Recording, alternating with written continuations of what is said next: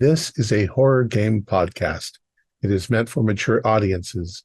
It may contain shocking revelations, violence, and sexual themes. Viewer discretion is advised.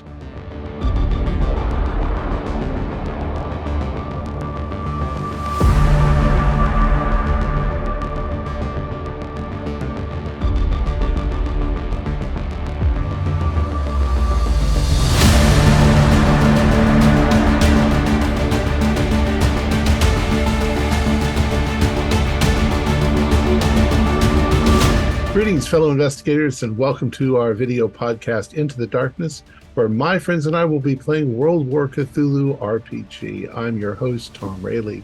Tonight, we are once again playing War Cthulhu London. It's a trilogy of scenarios, and it was written by Matthew Sanderson and Scott Dorward.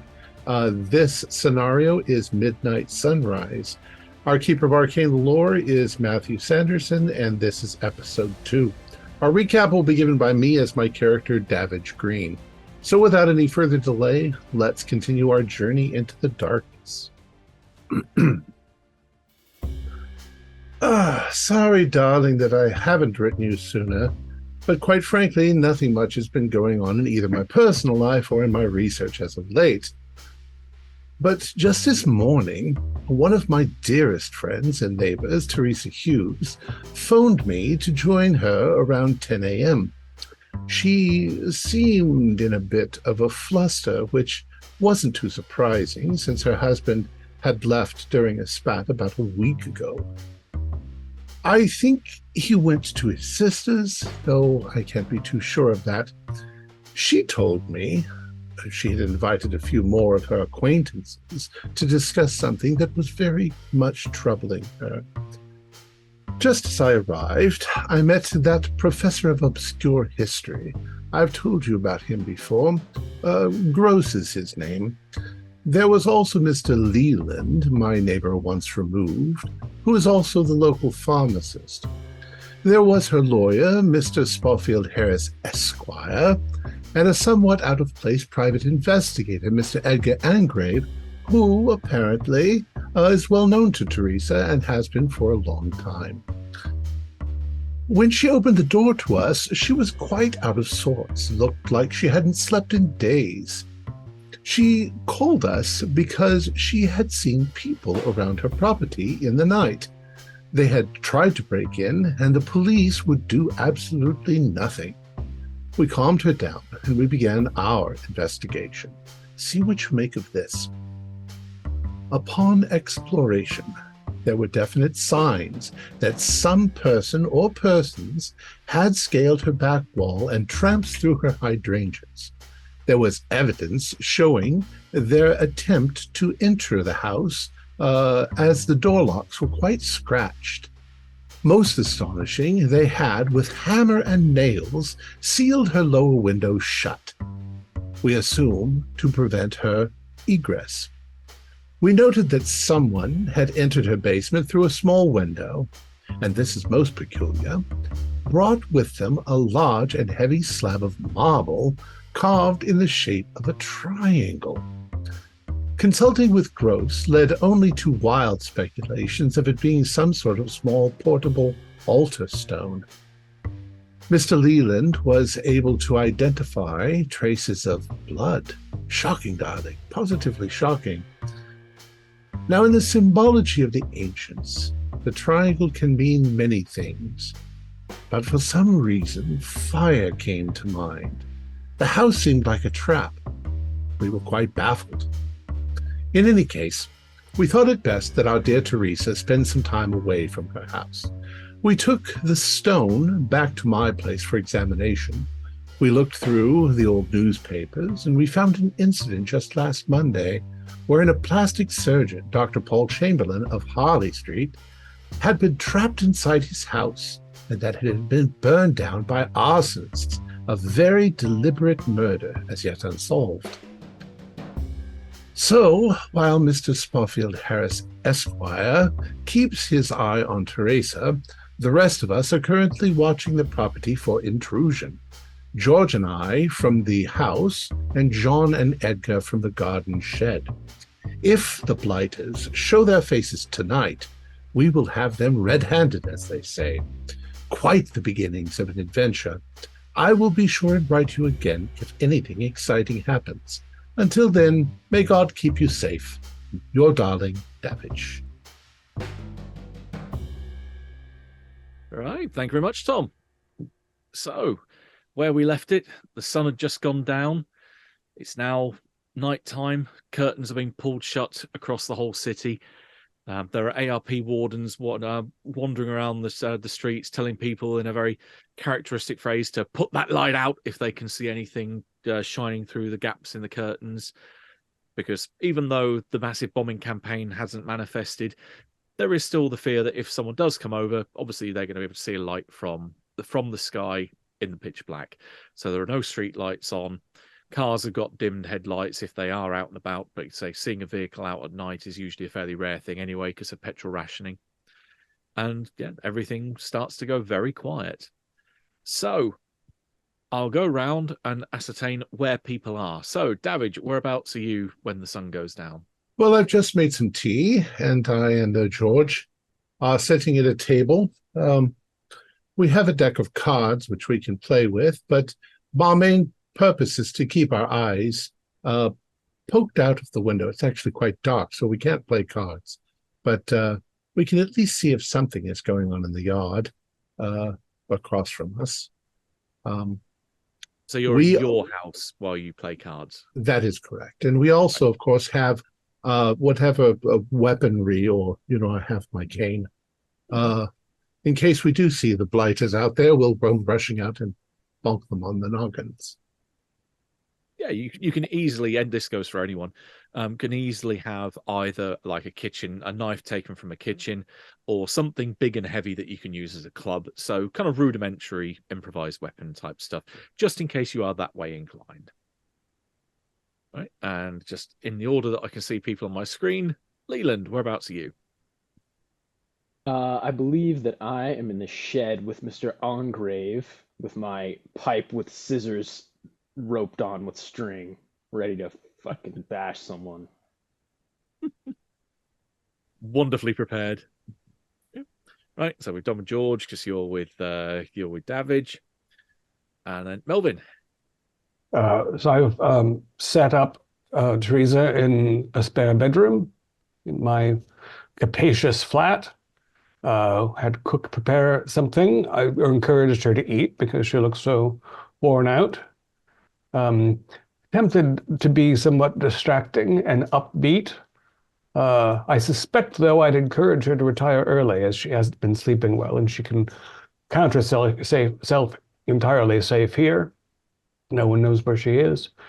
And I expect that I will sift through a couple of weeks of old newspapers to see if I can find any more arsons, now that we have a theoretical notion.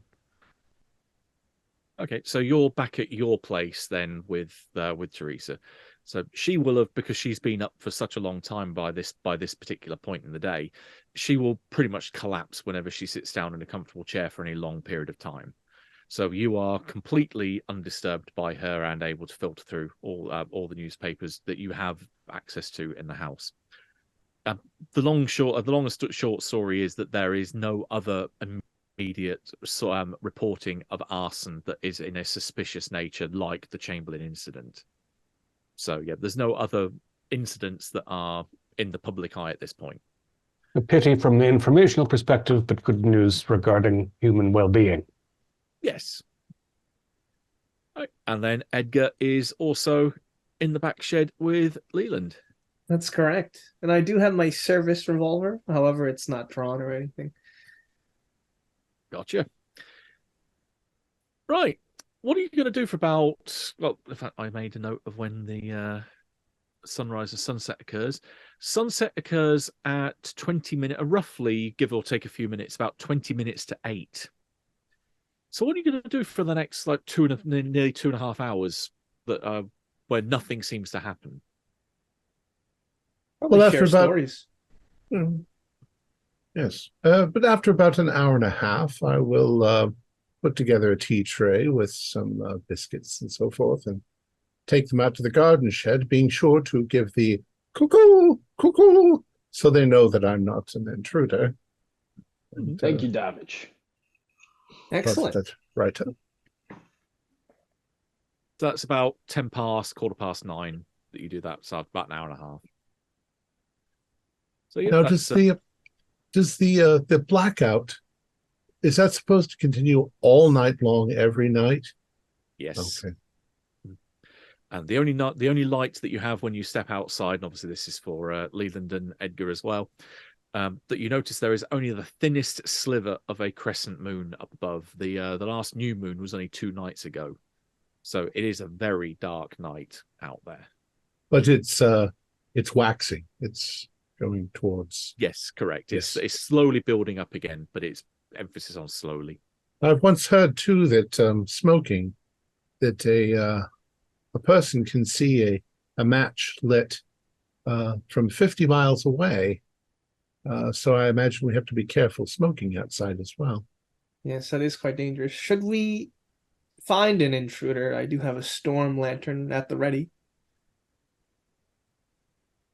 But let's hope nothing happens tonight.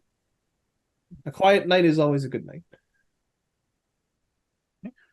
Well, after Davidge has played butler, bringing out some cups of tea. It's a fairly warm evening because it's been an exceptionally warm day, as previously mentioned. It's unseasonably warm weather for this time of year. It's not like it was like a normal September where you'd be in desperate need of something to keep you warm out there. But it's nice, it's comforting and refreshing. So you've got a little bit of refreshment to pass you through the rest of the evening. The stone, by the way, is on the edge of my back porch, covered in a blanket, so that they can't find it if they're looking for it. Gotcha. Nicely obscured and on a stone base as well. Right. It comes round to just about 10 o'clock in the evening. At this point, could I ask for listen rolls from, say, John and Edgar, and then spot hiddens from Davidge and George? Of course. I failed with an 84. Where the hell is my spot hidden? This is here. You need to roll to find your spot hidden. Yes, I succeeded. I got a 5, so I got an extreme. Ah, okay. So regular pass from George, extreme from Davidge. John? Yeah. Nothing. Fail. And Edgar? So both of you are just... Yeah, we're too busy having a spirited conversation about our childhoods. Spirited conversation and maybe sipping your tea rather loudly. Yeah. Which of you's got the lower stealth? I have 20 good stealth. base. So you've both got base. No, I've got base. John has a nice stealth. Oh, right. Okay. Edgar, then, do you want to give me a stealth roll to see how much noise you're making, to see whether the people outside may hear you? Hell yeah. 30, I will spend 10 to make it a 20. Okay. So between you, at least you are being fairly cautious, thinking, well, if people are going to come over the back fence, we better keep our voices down so that you're not sipping loudly or laughing and joking away in the back shed. But you don't hear anything out there. There's just the occasional breeze of the wind and maybe the occasional snap of a twig where an animal, obviously in the park, is moving by. Whereas Davidge and George, you have a bit more elevated position so that you can look down towards the back fence. That's when you notice that coming through the woodland on behind her fence, you bring out your telescope, and indeed there are 2 figures which are coming forward, which are wearing, you're pretty much just seeing black on black silhouettes. They look like they're wearing long overcoats with fairly wide brim hats, so it would keep them fairly obscured if there was much light around. But you can see them approach the back fence. George, I believe the game is afoot. I believe it is also. No. Let's go. Quietly. What do you do? I grab my cane and head for the door. We'll slip quietly out the back door and around the porch and keep I an eye have a out. knife. Oh dear. I wonder if we can give our friends a signal. If only I could whistle. But they might not be able to hear us, Davidge. Well, they'll hear the blighters screaming when we bash them in the head. Well, yes, hopefully. Right. So as you then presumably you start to descend with the intention of going out of your back door down your garden, which runs parallel to Teresa's. At which point, as you're going down, you can see the first one. You can see his hands, presumably he, because just the general shape of the silhouette, looks like he grabs hold of the top of the back fence. And given it's 10-foot high, it must mean he has something to step on the other side that's giving him a boost up. And you can see that he's now starting to poke his head over the fence and starting to pull himself over. But doesn't seem like anyone in the shed is reacting to this for some reason. I'm going to let it keep going. I want them on this side of the fence so they're kind of trapped before I Okay. Yes, indeed. Fair enough. In which case, John and Edgar can give me another listen roll to see if they hear the second, basically then landing and going through the flower beds rather than just approaching on the other side. We're good. 31 out of 45. Okay. Hush, John, do you hear that? Oh, what's that? No, I don't hear. Fred, I don't hear anything. Hush, hush, hush. In which case, Edgar does hear this thud and then a quick scamper and the sound of wood creaking as if weight has been applied to it, and then another thud as someone seems like definitely two people have landed over the back fence. That pretty much means they're within 6 foot of the door into the shed.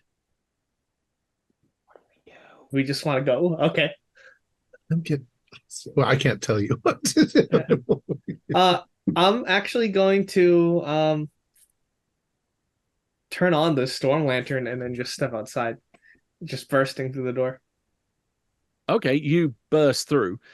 In which case, what you see before you then, there are two men. They're both in their, you think, probably mid-30s, fairly well attired. I would say they're all dressed completely in black, so black shirts, black coats, and both of them in their hands are carrying a similar-looking thing. I mean, it looks a bit like a gun, but it's bigger than bigger than what you think. So something makes you think this is vaguely familiar, that you've seen these things before. But think of a massive handgun with an oversized barrel that just seems like it's too big. Like a blunderbuss? Like a silencer? No, not that's very small and thin. No, they would call them at this time a very pistol. It's a flare gun. Oh, So of course. we'll go into Dex order with them obviously having readied firearms, but you two will have a surprise action as you come storming out of the shed. I've got a ready firearm as well. Indeed. So that'll put 40 to 90. Yeah, that'll They put still you on might be 90. faster. And John, have you got you've got your stick with your scissors, haven't you? So you're just going on your regular Dex. Well, in which case it's going to be Edgar first, then John, and then we'll descend into regular Dex, including our two lovely visitors. It's my intention to move between them and the fence so that they cannot escape, but I won't say anything. I can see.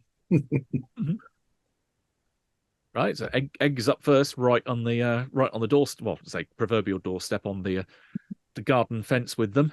What do you want to do? So they both have what looks like to be firearms. Yes.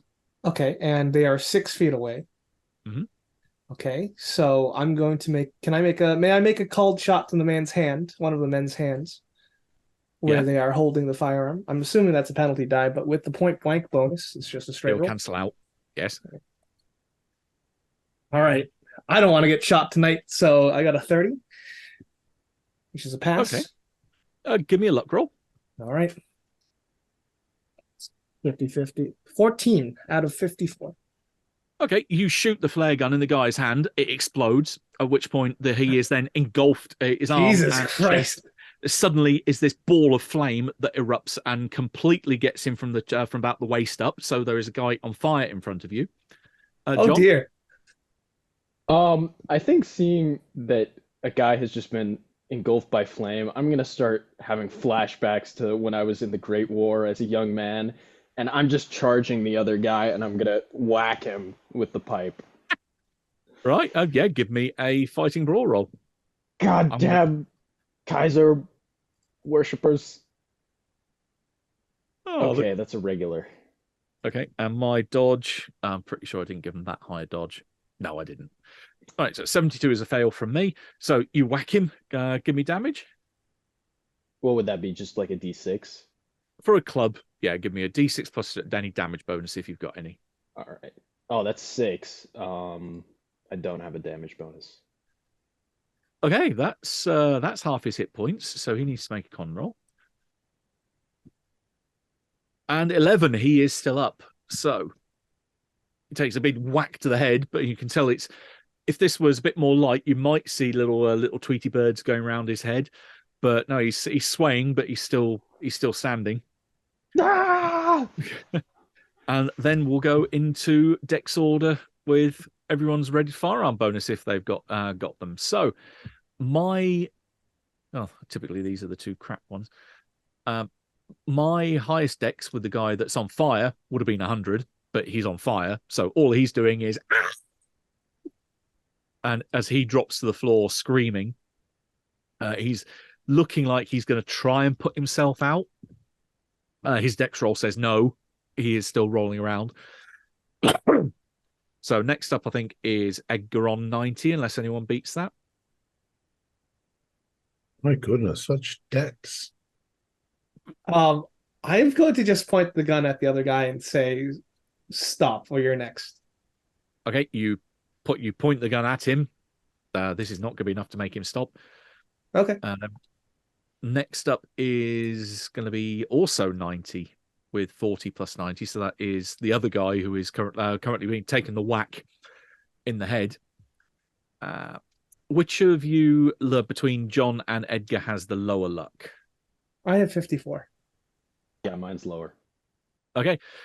John, you're the one that hit him. He's going to point and shoot the flare gun at point blank range at you. Oh my God, dive! Get the fuck out of there! Yeah, do you wish to dive for cover? That's probably a good idea. Give me the dodge roll to see if I get a penalty die on my roll. All right. 51, and my dodge is 30. No, that's not a pass. You want to spend luck? Nah. Okay, so I get my point blank, so I get my bonus dice. And well, I don't need it. I rolled 08 on my first roll and 48 on the second. Both would be a pass. The 8 is an extreme. So, can I have a luck roll now? Oh, boy. Pass. 15. Okay, you're not set on fire, so it does the initial bang from the flare gun, but you don't take burn damage going forward. You do, however, take 10 damage from the flare gun as it's Holy shit! Because I rolled an extreme. You take max. Okay. So do you want to give me a con roll for that? Definitely little smidge more than half of your hit points. Oh, can you spend luck on that? On your con roll, yeah. Okay, I'll spend 2 to pass. There you go. You are not unconscious, but yeah, there is this massive flash, and you have this burn all across your chest. Your clothing is much burnt apart, and there is this massive third degree burn over a large part of your chest, and it is in agony. All right, that was the other 90. So we go down to 65 is next. George, what would you like to do? Well, I was pretty much doing the same as Davidge, so I'm sort of going around, but then obviously I'm seeing all this chaos. I've got my knife in hand, and I think he's probably just a bit in shock at the minute. So he's probably just going to move towards it but not do anything because he's a bit shook. You can close the gap and be in kind of, what the hell? Yeah. That's no problem. Yeah. Next up, John. John, you're up going, ah! But you're still capable of acting because you're not unconscious. Okay, I will just, again... Bird bath. I mean, I'm not on fire. Correct, yeah. So I will just give him another whack because I'm assuming this gun has one shot. It looks like it would be like a regular flare gun. It would be click. That's the flare goes, wing, yeah, and then we'll try to break it open, shove a new flare in it, cock it back. So yeah, you're thinking he shot his load for the minute. Oh no, the goon shot his load. All over you. I'm going all out on this guy though. I'm gonna try to hit him as hard as possible. Okay, I'm gonna try and dodge out of the way of it because I don't want to get hit. So roll your fighting brawl. There's a fumble. 98. Okay. In fact, actually, no. Well, think of it anyway. If you dive for cover, you lose your next action, don't you? Yeah, he doesn't get an action. There you go. Okay. Yeah, so in which case, you count yourself for having avoided a fumble. There we are. Very nice. Right, David, you're next. So, expecting an adventure, I rather deftly with my cane. Neither one of them is standing, though, at this point, right? The one of the antagonists is on the floor trying to put himself out and failing while he is most certainly on fire. That's the one where the flare gun blew up in his hand. The other one is kind of roiling from having been punched and then shot John pretty much square in the chest. I will, with the end of my cane, hook the guy's leg so that he falls down, and then come down with my knee on his chest. Okay, sounds that's like a maneuver. Yeah, I was going to say that's a fighting maneuver. So give me your fighting brawl. I'm going to attempt to dodge. I don't really have much. I got no 3. I'm at the other end of the bell curve on 95, typically with my dice.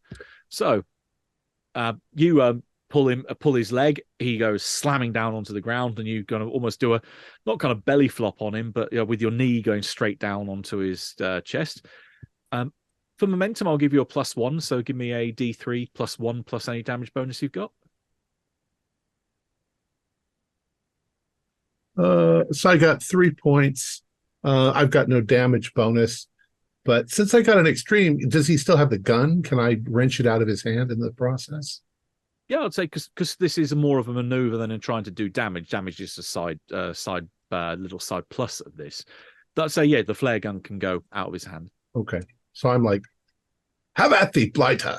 It's like pin it down. Okay, yep, he is pretty much. He's now down, pinned underneath you. Melvin, you're back at home, going through newspapers. Congrats, you're avoiding all this. And Edgar, you're up.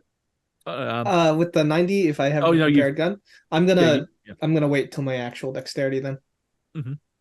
Then, in which case you are the last one. I forgot to add your 90 on. Oh, very well. Then in that case, if the man is still on fire and dealing with that, I suppose I will get some rope from the shed and start tying up the man that Davidge has pinned. Yeah, the one that's on fire is trying to put himself out, and it's not going well. The fire is actually spreading all over him. Unlucky. Yeah, very unlucky for him. This guy is not going to look the same after this. Hopefully there's not a bombing run going on right now. Yeah, that'd be bad for us. Thankfully, the skies are completely clear. It's a wonderfully still night. There is not a sound out there. You would hear the droning of aircraft coming over if there was anything. So no, you are blissfully alone. I think we can probably at that point come out of combat because you can restrain the other guy that's pinned under Davidge. So he's not going to be able to do anything at this point. The only thing that pretty much he does in resistance is he yells to his colleague, or at least is saying the words that he yells are, "Anthony, for God's sake, put it out!" Or trying to gesture to you guys with his shoulders and head because his hands are bound, gesturing to his friend who he calls Anthony, saying, "Just put him out, for God's sake, help him." I can't just let him burn, but then again, they did just shoot John. There's probably a bird bath, so a small one about as a couple of fingers depth of water in it, so got a splash, and it can do nothing pretty much. I would go get some. Yeah, let's tie him up as well. Out. Yeah, take the bird bath, splash it, and tie him up. I mean, I'm still freaking out. I feel like if no one stops me, I'm just gonna like golf club this guy's head. Well, I'll stop you then. Okay, thank you. we need to find out who Calm the down, John. God. We need to get you to a hospital. bastards are. Explain yourself. Who are you? Yes. Right, the guy that is not currently burning, or rather that George can put him out with a combination of rolling him on the floor and patting him out with a blanket or a tarp from the shed. You can put him out, but this guy is from the waist, kind of one knee and then the waist up, is completely burnt. He is just a kind of this smell of kind of roast pork that fills the air all around you, and and singed clothing. It's a disgusting smell, and this guy looks utterly fucking horrific. You can give me a SAN roll for being right up close and personal with that. In my head, I'm like, it's a shame I'm the wrong kind of doctor. Oh God, 79, which is a fail. Okay, on just that old that'll be a D3 then on a fail. Okay. Where's my D? Oh, nice, 3. Yeah, it's, as I say, it's pretty damn horrific. These flare guns, I believe, they burn phosphorus, so these it is a very intense, very high heat. Yeah. And pretty much the damage that you can see on John's chest is all over this guy. Yeah, I'm just kind of like, Yeah, he is complete. Once you've put him out, he's alive, but he's also very unconscious from just the pain that is writhing through him at this. And then I would let me just see if I would. Hang on. I'm gonna do it. No, I was gonna do a first aid, see if I had any knowledge of anything. Like, obviously, we'd know about bandages and that, but in that moment, I was like, no. So I got an 84, so there's no way I'll think about. George, why don't you go inside and alert the police that this has happened? Yeah, so I'll go do that. As I'm just my face is probably just stuck in a shock. I'm probably like saying that through my teeth as my face is like. As I go in and call the police. Right, you head on in then. So you bastards were going to... Go ahead. Sorry. Oh, go on. You bastards were going to burn a poor woman in her home. What is the meaning of this? Give me a psychology roll. 33. What is 33? Oh, I got 35. Yeah, cool. By 2 points. Okay. You say specifically you're going to burn a woman alive. He looks at you like going, what? And as he looks between the three of you and watching George walk away, where the fuck is he? Says the guy on the ground, and says it with a London accent, kind of a West London accent. I'm going to wrap him in the forehead with my cane, not to damage him, but to hurt him. You know what I mean. I don't want to. Yeah, Craig is bang. Right. I'm like, answer my question, blighter. And you ask me, where the fuck's Dunbar? He should be here. Well, who the hell are you? Who's Dunbar? At that point, you can see him seal his lips shut, and he just breathes very heavily through his nose. He is not talking. You're not going to answer my question. I'll wrap him on the forehead again with my cane. You can give me a intimidate roll. Okay. I got a 25. What's my intimidate? 15. Nah. He is remarkable. You realize you can probably doing another hit point of damage in the process of whacking him, getting maybe a little bit harder. He's not talking. He is really, his lips are sealed shut like a vice. Okay, allow me to The intimidate. rope. You have the rope. Yes. It's So if tidy. he's tied up, I guess I'll roll him over, and I'll just bring out a can of gasoline from the shed and place it down right next to him. I'm not actually going to do it, but I'm going to threaten. I hope that intimidation is enough. You better start talking, or you're going to look like your friend. You can give me the intimidate roll, but he All doesn't right. look scared by that. I have a 50 intimidate, and I just rolled a 17. So Okay, pretty good. You do catch that he doesn't actually look scared by that. he doesn't anything- care about fire, huh? He's obsessed with it. This sicko probably wants fire. He doesn't look like he's obsessed by it, but he is not scared by it. There's a difference there. Okay. But yeah, he just looks at you and looks down at the can and just says, "Do it, you'd be doing me a favor." What is wrong with you? Look, what is the reason why you were going to burn this house to the ground? Again, he just keeps quiet. It's like with Edgar's success, you're getting him to at least talk about some things, but there are some things he will definitely not talk about. So What about the question. magic triangle? that there's a quick snort as he laughs to himself. Well, the police will be here soon. They won't be as nice to you as we have been. Shakes his head and mutters under his breath, "Doesn't matter. We're all going to burn." Who is this Dunbar? You've given that much away. You might as well give some more away. He I'm going to start spits searching on- their pockets. Yeah, he spits on the floor at the mention of Dunbar's name. Dunbar, he was the lawyer that showed up to the house earlier today. He was. Jesus. By the way, can someone call a goddamn paramedic? Yes, The police are on their way, I John. don't think they have paramedics yet, but yes, An George is ambulance. called. Mhm. So are Perhaps they we should- with Dunbar then?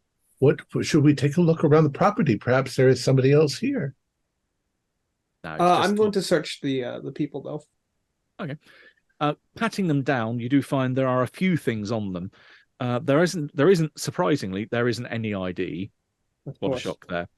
But you do find there is a couple extra, several extra flares for them for in their pockets for the flare guns that they would be able to reload each time as they used it.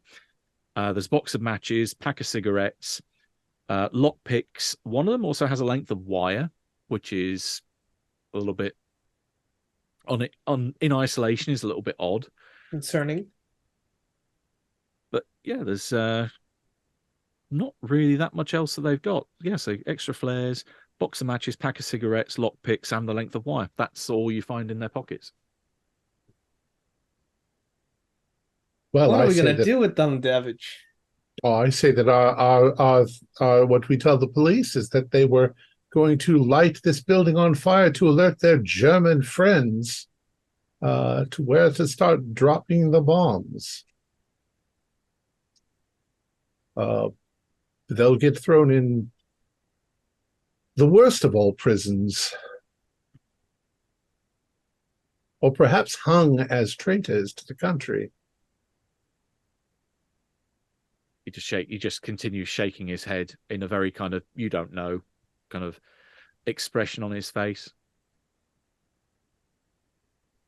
Something you want to share before you die. Just get your affairs in order.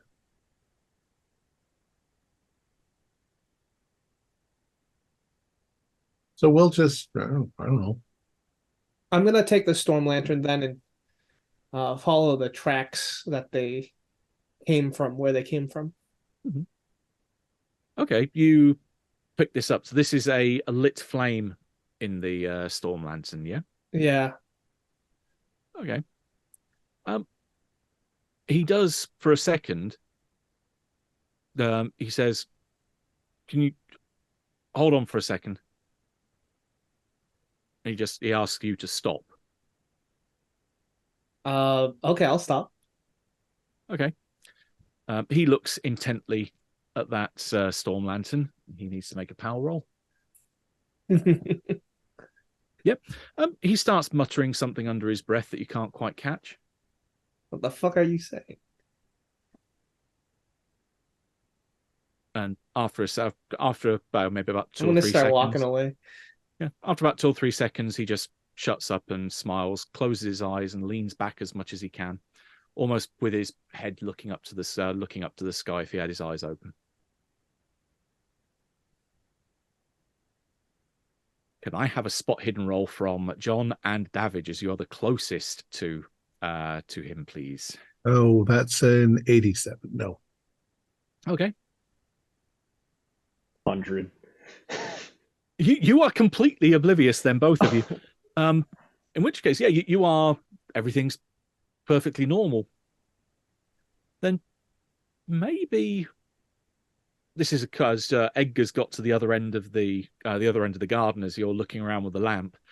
Thankfully, there's no ARP warden at the back of the back row of these houses, so he's not going to tell you to put your light out. But it's almost like a whistling sound for a second, almost like not like a bomb dropping, but something maybe as if like a bowling ball had been dropped from a great height, makes this whistling sound as air goes over the holes.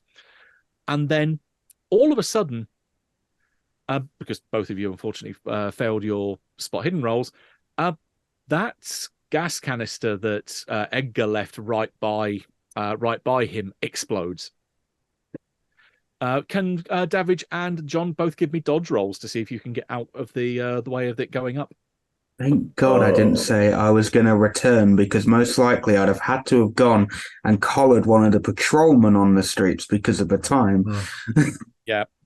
So luckily, I didn't say that before this happened. You did. You are blissfully ignorant. I probably just walk in as it happens. I failed, but I'll spend 5 luck to pass. Okay, so you're able to dive out of the way. And John? Nope. I have 2 health. Do you want to give me a luck roll then? Yep. 97. Right, you are on fire. So you take Jesus. minimum damage the first round, and this will double every subsequent round until you pass a dex roll to put yourself out. But from nowhere, as far as you could tell, both this gas can just explodes. I mean, there was no source of fire that you could see, and just bang, it spreads out like a water balloon that's just exploded. Everything that it coats is ablaze, including the guy who was just sat there, seemingly waiting for this to happen. And he starts screaming in pain, but not moving. He just seems to be accepting his fate, but with still having to go through the pain that this entails. Davidge throws himself out of the way. John also tries to throw himself out of the way, but your side is completely covered in fuel as it also then spontaneously erupts. I come back in saying there's someone on the way and then see this. Okay, Someone put me out, goddammit. George and Edgar, you two can give me a sanity roll, because you don't get a spot hidden for this, because you will see it leave. Oh, 94. Not too good. 93. Again, the dice are just in perfect harmony here tonight. So the two of you, this is David is thankfully looking kind of face down on the ground as you dove away, and maybe looking back at John, kind of concernedly going, "Oh crap, my friend's on fire!" Yeah, I'm going to try to get to him and throw my jacket over him to put out the That'd fire. be great. That will help hopefully try and put him out. As George and Edgar both see this small, there's the raging fire that's over there, and then this small ball of burning light just literally shoots straight back up into the sky. What is that? It's a D6 sand roll, is what it is. If you failed it, What is that? 4. 6. would you like to give me that int roll, please? For 4? Yeah. Or is it 4 plus No, 4? Josh rolled 6. Oh, okay. So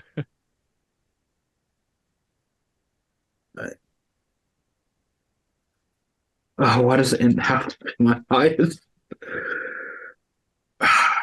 06 on 75. okay. Your moment of insane insight as you realize that you are seeing a ball of sentient flame that is going back up to the stars is that this thing was called here to get rid of effectively your captives as a last-ditch suicide effort, and it's not alone up there. There is something, a ball of flame much bigger, that is looking down at you from the heavens. This thing which is sentient, which will set the world ablaze. How would you like to flip out? Fuck. Because it kind of goes with the stuff he sort of looks into anyway, so I think he might just have a like hysterical laughter as he falls to the ground just because it's out of like stress. Yeah, in fact, you're sitting there laughing on the floor, looking towards the southeastern. I think it's either southeastern or southwestern. Let me double check. I think it's the southeastern horizon, where you look directly into the gaze of Fomalhaut, one of the most brightest stars in the night sky that has just cleared the horizon, and laughing as you realise that little ball of light off in the distance is not just a ball of light. This is a living thing that is willing to set the universe ablaze. I'm realising that you are so insignificant in this thing's gaze that everything is going to burn. Right, David, would you like to give me a dex roll to help put out John? Yeah. 32 out of 55. Yeah. Right. So John, because comes round to you. You are about to take one. You take your 1 hit point as basic for minimum damage. Before you can then take another 2. Thankfully, you're extinguished. You're left with 1 hit point. You're in a pretty bad way. I think I'm just gonna faint. Yeah, that sounds like a perfectly reasonable situation to be in. You know how much I care, because that's a Beau Brummel jacket I just ruined, but you're Good worth looking it. out. Right. While you are gathering around this little clusterfuck in the back garden, your guy who was completely ablaze earlier, lying on the floor, has also been caught by this exploding petrol can, and is now completely dead, having been fried with 3rd-degree burns and then fried again. And the other guy just sit there and took it, and he is just this burning human candle. The smell of burnt pork pervades the air, and there are 2 very, very dead people in front of you. As you think for a second, well, maybe the police are turning up, but you then realize that it isn't the police, it's just a vehicle. And a fairly large, the sound of the engine implies that it's not just a car, it's actually a truck, passes by the front of the house and then just keeps on going. Which, this is the middle of the night. Why is a vehicle out there, especially in blackout? But you hear the engine and you hear it go past. And about 5 minutes later is when you hear the ambulance turn up. We can descend into a bit of a montage sequence at this point to describe what else happens over the course of the rest of the night. John, you're getting a definite stay at hospital. Is recommended for yourself. The nearest hospital is the Royal Herbert Military Hospital, which before the war is primarily catering to military personnel who come back from the front. But as time passes in London, it does take on more civilian casualties as well. So they will have a bed put aside for you in their burn unit, because they are, again, military. They're used to burns, so you are in good hands there at least.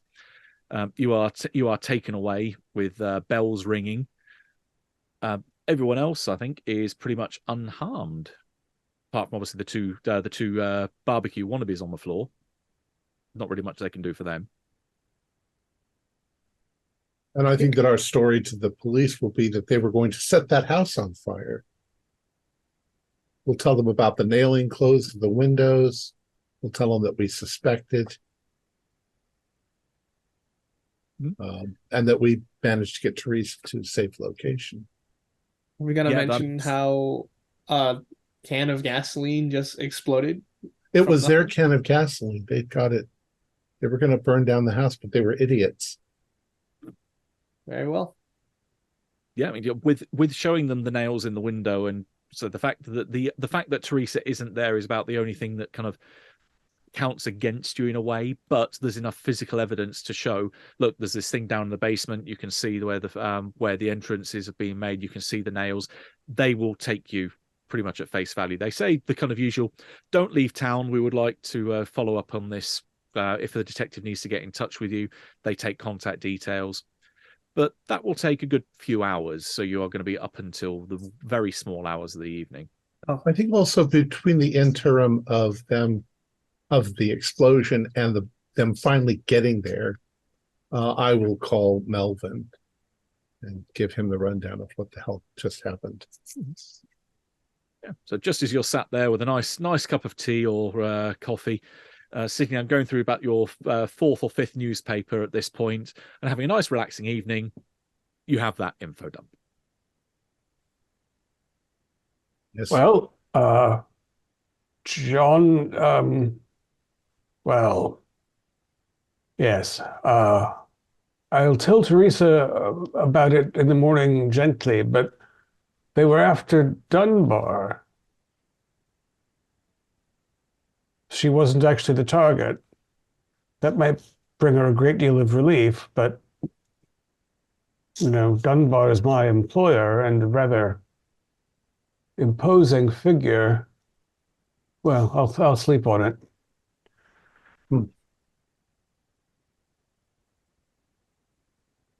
Yes. And at that point, Well, it should be over. They're dead. Open and shut case. But there's somebody who's behind it, because you saw the truck in the street. I wish I saw the truck. I heard the truck. Oh. I wish I There's got to look at it. There's a mastermind behind this villainy. It may continue if we don't.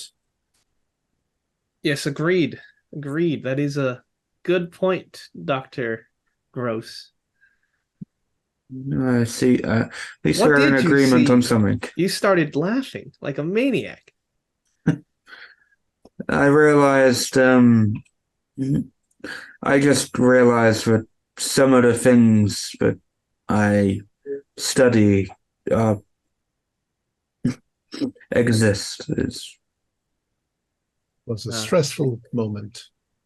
Yeah, people are under a lot of stress. I think the most I can do right now is be there for John while he's in the hospital. Indeed. So I will visit John and spend time with him. John's a hero in my book. I'm having a bit of guilt because I should have just shot the guy. Well, we wanted to find out what was going on, who was behind it. If I didn't shoot him, and now John's in the hospital. That's my indecision. It's not your fault, my man. I think We'll get to the bottom of it, John. I promise. Could you put that cigarette out though?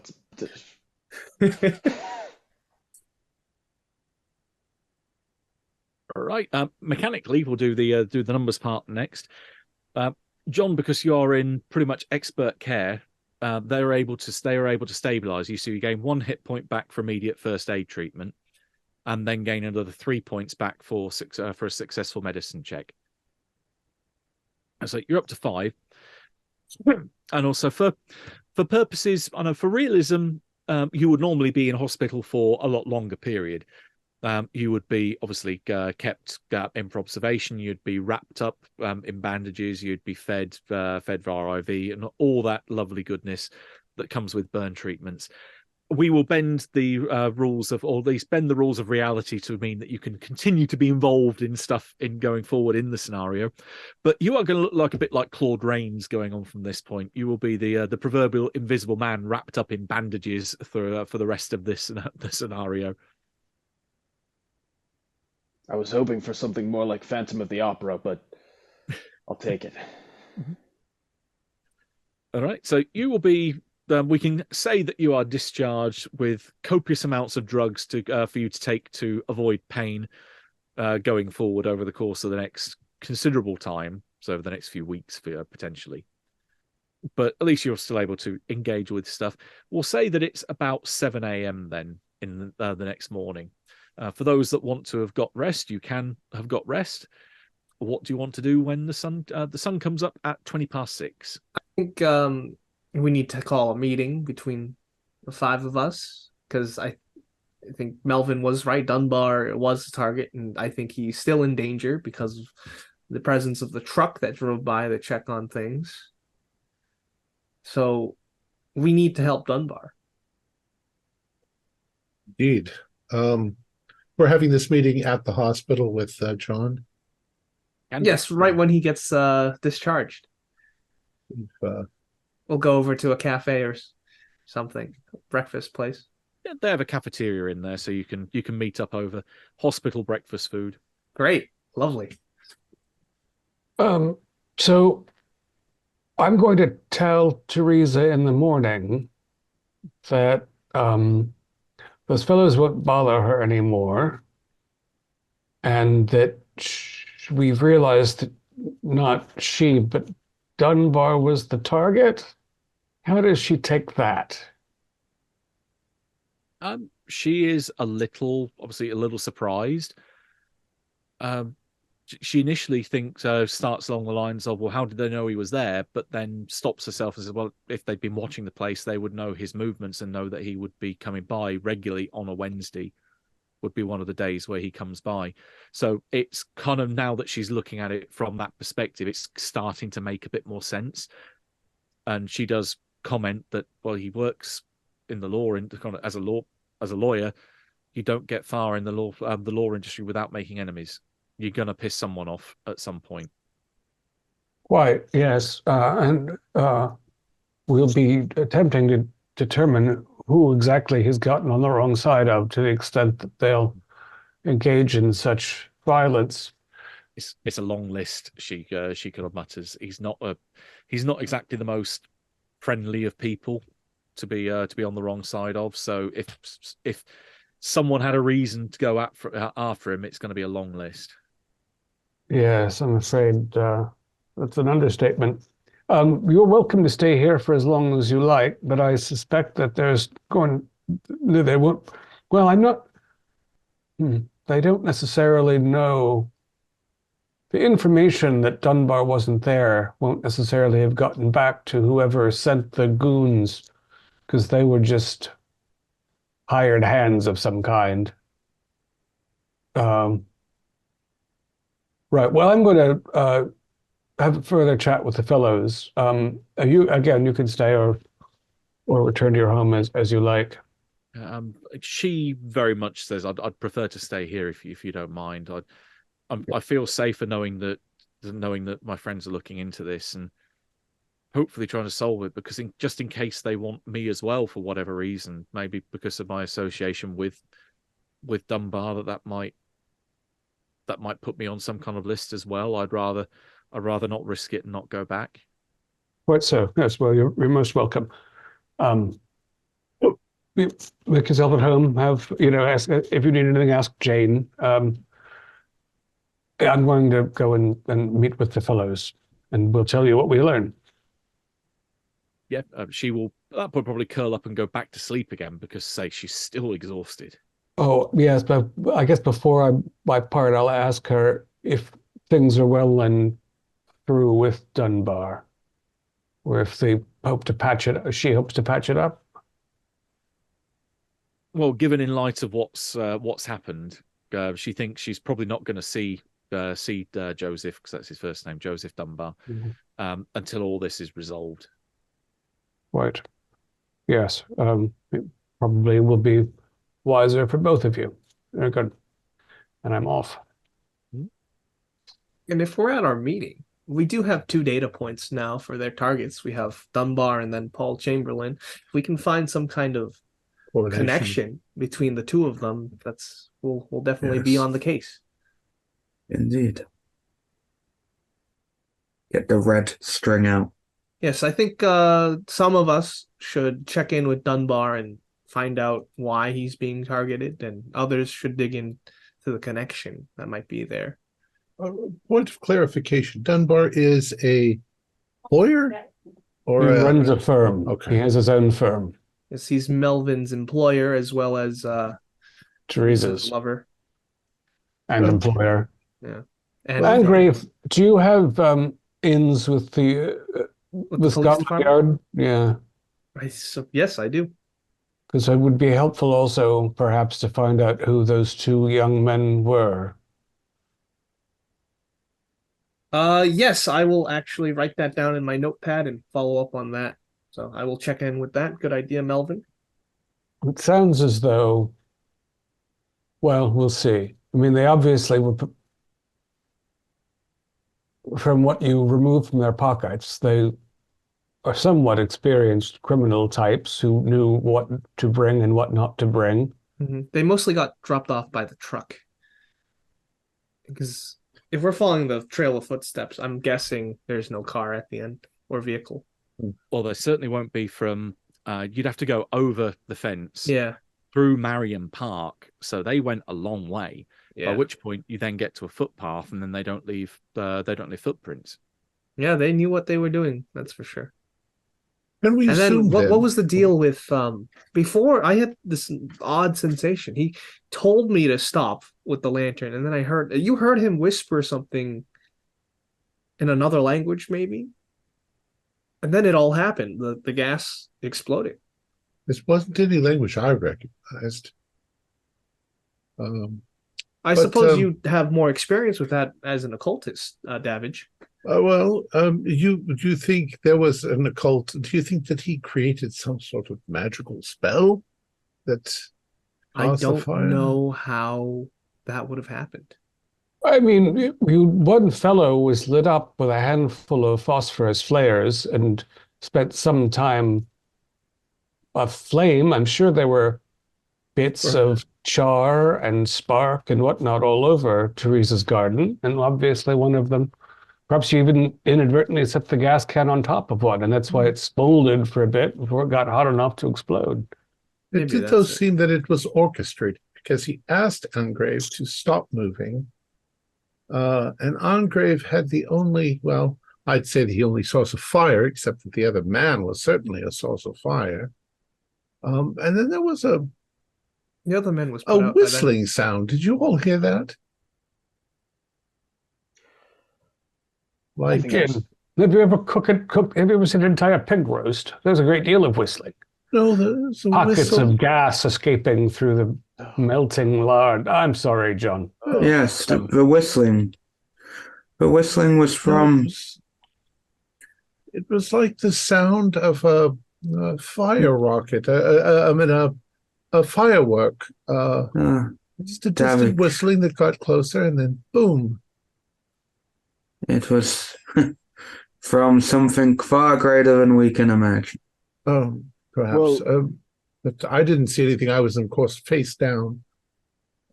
Yes, I did. So as he looks up to the sky. Are we to assume then, at this point in our investigation, that someone was planning on burning the house down to get Mr. Dunbar, who would have been sleeping there with Miss Hughes? Yes, I believe that's correct. But then what's the thing with the little stone in the basement?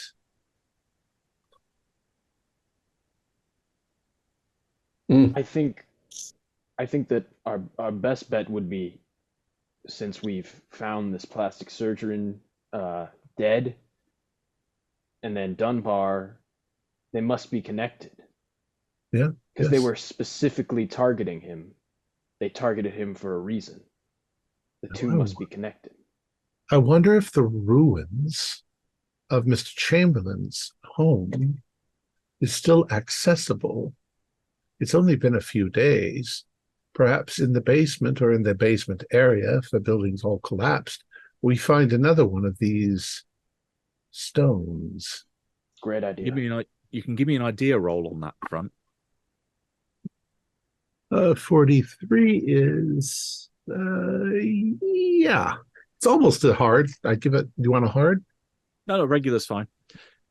You remember reading back to the exact wording in the news article that it said that his home in Westminster had been burnt down, but he was a Harley Street surgeon. His office is on Harley Street, so his office, where any of his papers and such, hasn't been burnt down. That's untouched.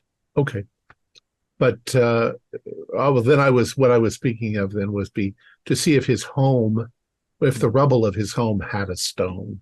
Do you suppose a triangle of marble would survive the heat of an entire house going up in flames? It's a metamorphic rock. It survived volcanic heat. I'm sure it should easily survive.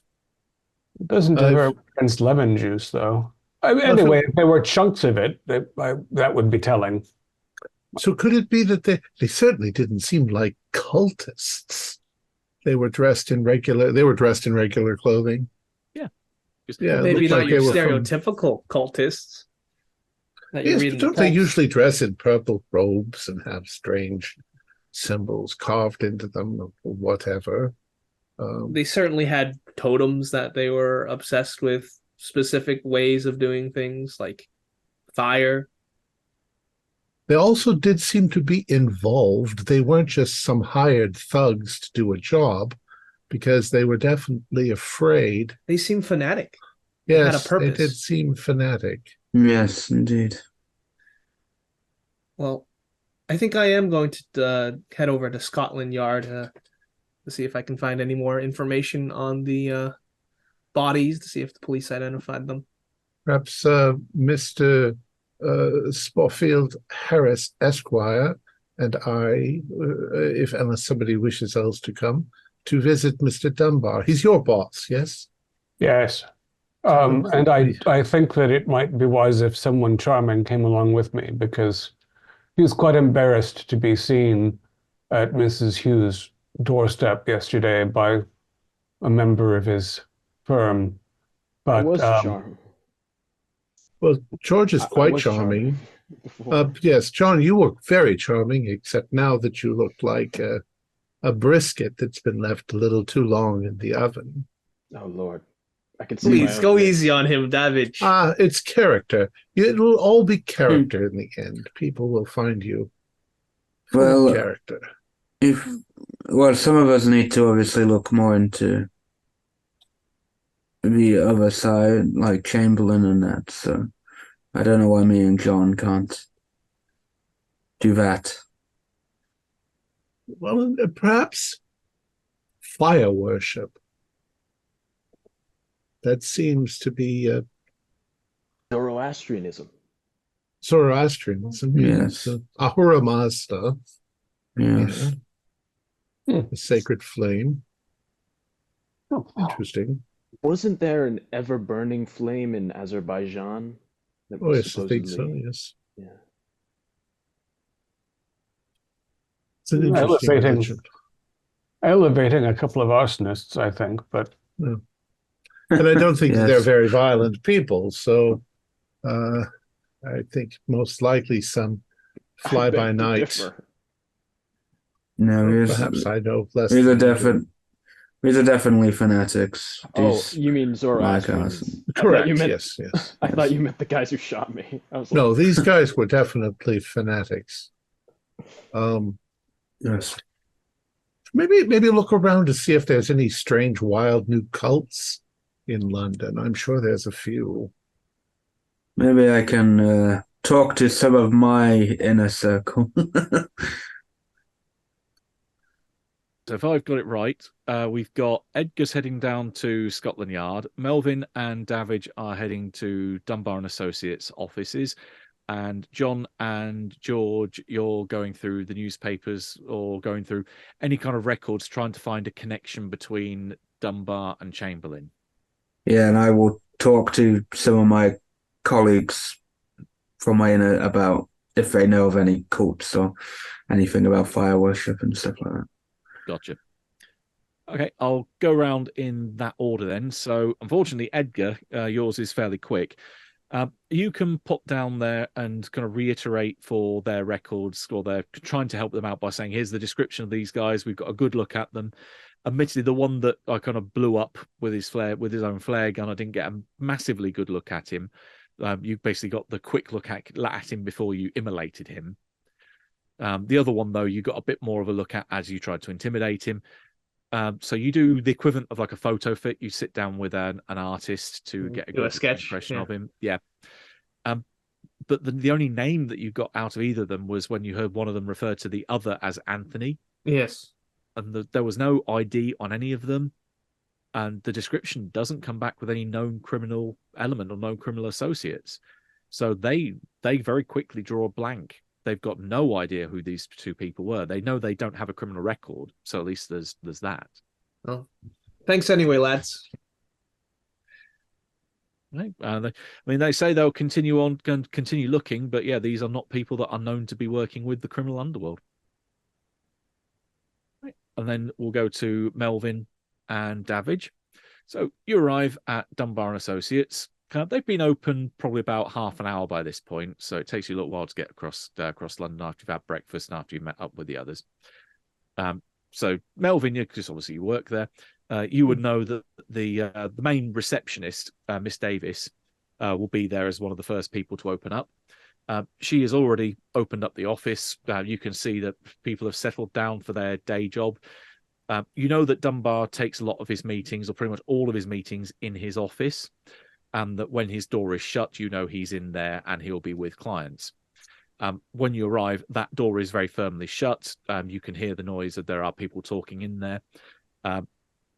Miss Davis is just finishing up with a gentleman on the front desk. He's kind of sat there idly twirling an umbrella in one hand, or he's spinning it round in his hand. He looks like he could be every man. He's like you could put him in a crowd and he could be like mistaken for a million people. He's very, very, very average.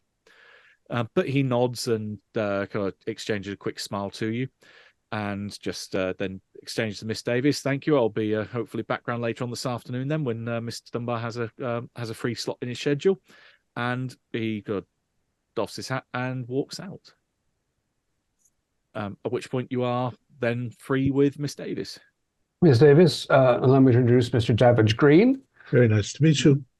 He's an acquaintance. He's a neighbor of Teresa's. I think she'll be out for a bit longer. The situation unfolding. What do you know about Mr. Dunbar's schedule this afternoon? Do you think he's probably just booked his last slot for the afternoon, so he's pretty much booked up all the way through until 5. So I mean, if you wanted to word with him, I could ask for him to hold back a few minutes after he's supposed to finish. If you would, yes, I'd appreciate that. Do you know if there's anything in our files regarding a Mr. Paul Chamberlain? If we've done any business with him? Give me a luck roll. That's a regular. Yep. Okay. She has a quick flick through the equivalent of a Rolodex, trying to find any contact details for him, and goes, no, I don't have any contact details for him, so he's not an active client, but I do know the name from somewhere. He was a doctor of some note, passed away recently. Oh, okay. I hadn't heard of his passing, but I know I've heard the name somewhere. Yes, some sort of, yes, Green. Perhaps a previous client. No, we'd still have him in. At least a contact would be in the directory here. Yes, but he did work with. The name. He did work with aesthetic damage. Plastic surgery, yes. That's the. Yes. Apparently very notable, Harley Street and all. Oh yeah, we'll be rolling in money if he's based there. Well then, yes, if you give me a buzz, should Dunbar have a moment, I'd much appreciate it. Yeah, certainly. I mean, if I'd say come by, if you swing by here again after 5 o'clock, then he'll see you before he goes home. Right, just on end. Very good. So And I Miss, guess and Miss Davis, by chance, if you have a spare moment, could you do a little research and see if you can run across Mr. Chamberlain as having some sort of association with this firm? We are quite concerned. So if Mr. Dunbar has a few moments that we can speak to him in between clients, perhaps, we're willing to wait for a bit. I mean, I also have my own work to attend to, Davidge, so I can wait if you here. want to come back at 5 or yeah. I'll wait. I'm a very patient man. Sure. Okay. Yeah. She says, I'll need access to his records, which are going to be in Mr. Dunbar's office. But otherwise, I can look through what I can get hold of and see if I can find where I know that name from. But I know I've definitely heard it. That would be much appreciated. Thank you. Right. Whereabouts is Melvin going? Are you staying around or are you heading off somewhere while David? Because it sounds like David is going to wait in the office all day waiting for Dunbar. Yeah, I mean, I presume I have my own responsibilities, so perhaps before things go, before things go entirely off piste, I'll actually put in a day's work. Okay. Yeah, that works for me. Because we forget that investigators do actually have day jobs. This is an unusual thing. But yeah, you can get to your desk and proceed to do regular work. In which case, both of you then, Davidge, you might see this from your just from the position of sitting out in the waiting room, and maybe Melvin from your window in your office. Give me a spot hidden roll. Oh, 14. That's 87. That's a hard. I could make it an extreme with 6 points. Hard's good. He's not. This isn't an opposed roll, so you don't have to worry about like someone's opposing stealth. That guy that you passed in the waiting room, the kind of the everyman kind of doesn't have any kind of distinguishing features at all besides his swinging umbrella. You notice he's sat in the car on the other side of the road, that he's just watching the building, and he does this for a little while. He went out of his way to be unobtrusive. Also mid-30s. Actually, I'll just double check him. He has stats. So I said.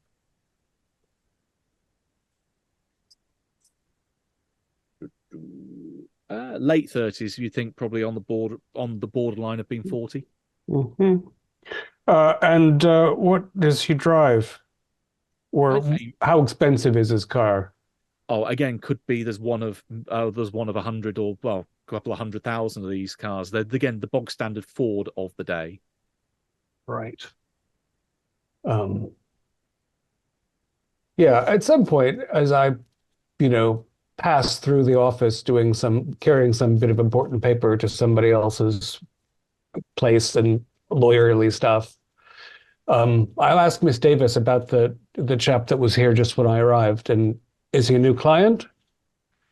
I think he's a prospective client. He said he just wanted to have a meeting with Dunbar later. Rather bland name, a Mr. Smith, John Smith. Yes, very. I could describe him now if you asked. He was sort of a regular face, wearing a sort of gray or brown sort of. John Smith. Any indication of what sort of business he hoped to bring to the firm? A business consultancy, so the typical run-of-the-mill type of client. Seems an odd thing that he'd just sit on the street outside the office for hours. Is he going to get a chance to speak to Dunbar today? Did he find a slot? Yes, he's booked in for about 3 o'clock. 3 o'clock. You do notice that he's out there for about half an hour and then he does drive off, but he does pointedly watch the building throughout that half an hour and then drives away. Yes. And is Mr. Green doing the London Times crossword? No, I'm Would you at the like some moment. I'm coffee? just sitting quietly. I Uh, am looking for the opportunity. There's usually that moment when Dunbar will dismiss the client. He'll come out for a moment, and then he'll go back in, and I might grab him if he does that at any point. Give me a luck roll to see if that does happen then, because this pretty much you're sat there watching this rolling, revolving door of clients coming, waiting with you, going in to see him. No, 76. So Everything comes to it's rather than if you get Muhammad can't go to the mountain goes to Muhammad. Everything gets taken to him rather than he comes out and gets anything. But hopefully Miss Davis has told him that I'm out here waiting patiently. As a proper Englishman would. You do indeed hear a muffled, quick mention of Melvin and a Mr. Davidge Green. Quick word, 5 o'clock, blah, blah, blah, blah, blah, blah, mutter, mutter. And you do hear a somewhat accepting tone that, you are definitely on his books for the very last appointment of the day. Right. And then we'll leave the slow grind of time to roll through roll through that day, and we'll cut over to John and George. So, what is your plan of attack? How are you planning on doing research for trying to connect these two people?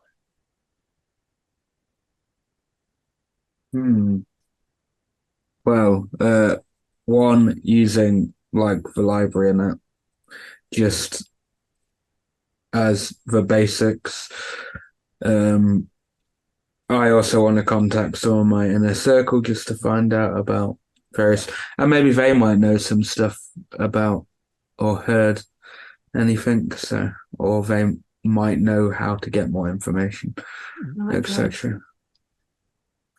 Okay, well, you can definitely contact your friends without any difficulty. On the notes of new cults, I mean, there's always fringe groups that are popping up all over the town or about other things, but if you specifically mention things like fire, then it's not ringing any bells for them. Either this is a group that are very underground and being very discreet, or there just isn't anything out there that they've heard of. Okay, but this is not being a very overt group, if it even is a group. Yes. That it was never going to be this easy. Well, as you said, it seems like if there is some mastermind behind this, they're being fairly discreet and being very very careful about what they're doing. And normally someone of power as well. Well, let's see if you with your 2 data points, if you can pull this off. This is going to be an extreme library use roll to put it together with such minimal info. So you both can get a chance to roll, and if one gets an extreme, then you will find something. What is my I've got 50 in libraries, so let's just go. I can spend. That's you know what? It's a live. What's the word? I might just push my luck here. It's like the worst thing that can happen. If you push it, then what I'm going to say is this is potentially you're running the risk of fail. You're going to burn the whole day doing this. But John says that he's close. Says he can spend luck. So how far off are you? I'll spend. Okay, that's fine. Okay, how far off were you? I had a 20, and so I need to spend, I think, quite a lot, like 12 or 15. Oh wow, okay. So base library use is what, 25? Yeah. Oh, I have to spend down to 9, so I would have to spend 11 points. That's not too bad then. In which case, the main thing that this takes time. The main thing that is the stumbling block is that you have just 2 names, and that doing any kind of connection is very strenuous and very tenuous. But going back far enough through the old newspaper archives, you do find a newspaper article that features both of their names. Out of court settlement ends. Williams Whittaker case. It was announced today by Mr. Joseph Dunbar, legal counsel for well-known socialite Miss Aurora Williams, that an out-of-court settlement has been reached with hotelier Mr. Thomas Whitaker. This brings to an end what experts had believed was going to be one of the largest legal battles of recent years before it even started. Legal action had been announced against Mr. Whitaker, the owner of many luxury hotels across Europe, but Miss Williams, following her injury at the Alpine Hotel in the Alps early last November, Miss Williams blamed the hotelier of negligent conduct for allowing a fire to break out in the poorly fitted hotel kitchens, which resulted in her disfigurement in the blaze. Miss Williams is the inheritor of a prominent Williams shipping company and family fortune, giving her the wealth to mount a tremendous legal campaign. Miss Williams was recently treated by renowned Harley Street surgeon Dr. Paul Chamberlain, but made her initial courtroom appearance last month wearing a veil. Mr. Dunbar stated that a generous and realistic settlement had been offered by Mr. Whitaker and accepted on Miss Williams' behalf. The case has now been closed and has left the High Court. Miss Williams herself was unavailable for comment. And that's pretty much the only record you can find of the name Dunbar and the name Chamberlain appearing in any documentation that you can find in the library. Yes, and that was in the 1st of April 1938, was it? That's right. Oh, can I ask a question? I'm not there, but when you have MS is that Miss or is it Ms, Miss. which we use for a divorced woman? Miss. No, as in never married. Okay. We look into See John's next. mouth moving. Well, Oh, now I can hear you. hello. What should we look into next, Dr. Gross, given this information? Well, we have a few chain of inquiries here because we got 2 men connected to this incident, and then we have 2 more names. We could look into more in this Miss Williams. The veil, I would have to make a wild guess and say she got her face burned off. Yes. And again, we come back to fire. Fire, yes. We could look into Miss Williams, see if anything pops up for her at all. She owns she took over a large company. Her name's got to, or at least the company has to have appeared from then till now. It couldn't have gone, so well, it could have gone silent, but very much doubtful. I think we should. Go. I was just going to say, I think that we should probably contact Davidge and Melvin to inform them. We can ask Mr. Dunbar about it. Yes, if we give it a couple, let me just see if we can get a little bit more information. We can get a bit more information and we can fill them in on more. Okay, how about you stay here? I'll go tell them. Yes, that's fine. Now, the main thing here is, as I mentioned, that this is such an obscure piece in the newspaper. This does take you a long time to find, so you're probably going to be spending most of the day trying to find this. So if you wanted to go, if Leland wanted to go and meet up with Davidge and Melvin, you would be doing so kind of at the tail end of the day, so around the time when that meeting is going to happen at the law firm. Meanwhile, this does free up Edgar to do most of the day after you've hit your kind of dead end at Scotland Yard. So what do you want to do with the rest of the day? I suppose I would meet up with John and George. Yeah, you can do that at the library without any difficulty.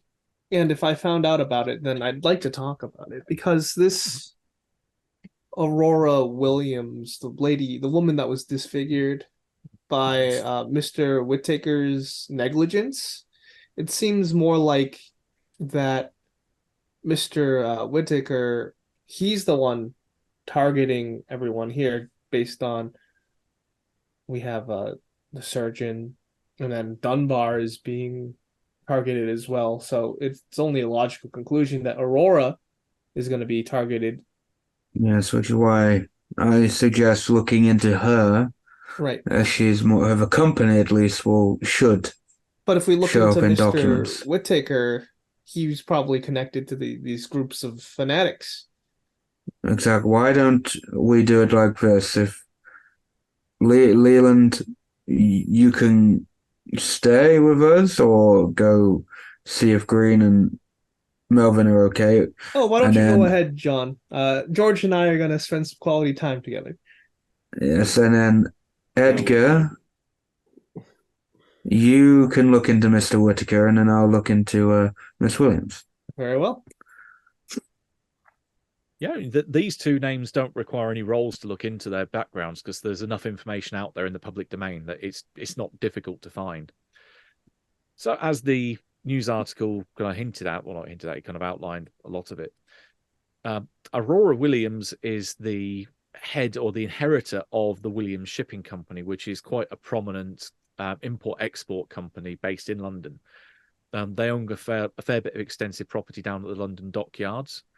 So they do have a lot of shipping goods coming through the Thames, and then that is then distributed out through the Docklands. She is very, or at least her family is very well connected with local government, or not even just local government, with central government. She's the kind of person that, through the likes of her uncle, have representation in Parliament. This is someone you do not fuck with. She has a lot of power and a lot of influence that she can call at her command, and is one of the wealthiest people in the country. You think, if you were to put a number on it for her credit rating, it's up in the 90s. Yeah, which goes on in my character's head, which goes on the theory of normally someone in charge of a secret organization is someone of wealth and class, and she fits the bill. As Dennis Wheatley portrays in his books at the time, that people who dabble in the occult are normally the people that have the money to make sure they don't need to have inconveniences like jobs and that kind of thing. So it's the wealthy that play around with the occult. Yeah. Whitaker's in the same kind of boat when it comes to money. He is exceptionally wealthy. He has a string of hotels all across Europe. You know that his main center of his operation for the hotel network is also in London. He has one particular hotel, which, give me a second, is the Riverside Hotel, which is down in Chelsea, which gives you an idea of, again, the kind of status that this particular establishment has. So, again, you're looking at someone with a very, very high amount of money and a lot of pull because he has a lot of money. Oh, God damn it. Do I really have to go to Chelsea? That is out of character me. Oh, God damn it. At least be grateful you aren't made there. But I need to roll a sanity roll for that and input real life sanity. Which is worse, a fire vampire or made in Chelsea? Yeah. Ooh. But finding information on those two is not difficult.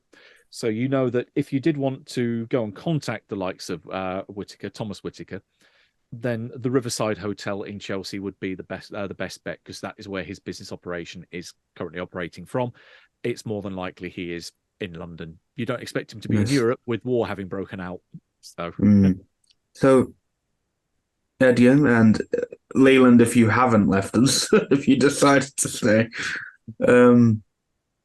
Yes, obviously, the thing that I'm going on right now is with an organization like this, if there is it'd have to be someone of some wealth. And now we've got two wealthy people. Going off of the theory of Whitaker, we maybe should pay a visit to his location and see if we can get a bit more information.